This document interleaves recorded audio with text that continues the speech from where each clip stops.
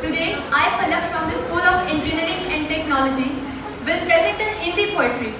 It is written by me and it addresses the recent issues of Kolkata doctor murder case. And I'll start now. नहीं पता था कि आसिफा की घटना के बाद आप सब फिर सो जाएंगे। नहीं पता था कि आसिफा की घटना के बाद आप सब फिर सो जाएंगे। क्या होगा नारों की गूंज लगाने से? कुछ ही दिनों की बात है, गलियों में फिर से सन्नाटे छाएंगे।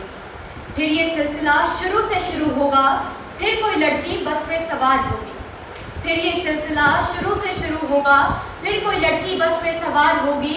फिर जागेगी दरिंदगी दरिंदों की और फिर कोई दामिनी इनकी हवस का शिकार होगी। फिर इंसाफ के लिए सड़कों पर लोगों की हड़ताल होगी और इसके दोषी उनका क्या है?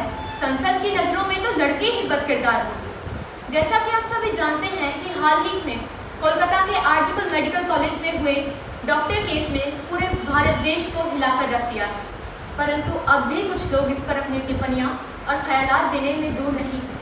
इनके ख्यालात मैं अपनी अगली पंक्तियों से व्यक्त करना चाहूँगी। सवाल उसके कपड़ों पर अब भी उठाए लोगों ने, सवाल उसके कपड़ों पर अब भी उठाए लोगों ने। कुछ ने तो दिन रात और जगह का भी हिसाब लगाया था, पर खामोशी छा गई पूरे मुल्क में जब जगह हॉस्पिटल और पीड़ित लड़की का हुलिया एक डॉक्टर का बताया। बेजारी लिए दिलों में माँ बाप सबूत दुश्मनों के खिलाफ ढूंढ रहे हैं। बेजारी लिए माँ बाप सबूत दुश्मनों के खिलाफ ढूंढ रहे हैं और मांग न्याय की उस मुल्क में हो रही है जहां निर्भया के दोषी भी आजाद घूम रहे हैं। क्या ये वही भारत है जिसके लिए झांसी में जंग का ऐलान हुआ था? क्या ये वही भारत है जिसके लिए खूनों खून जलियांवाला बाग हुआ था? यूं तो हम सब ने मनाए 78 साल आज़ादी के इस बात से अंजाम होकर कि हफ्ते पहले मेडिकल कॉलेज में एक महिला लड़की का, एक महिला डॉक्टर का बलात्कार हुआ।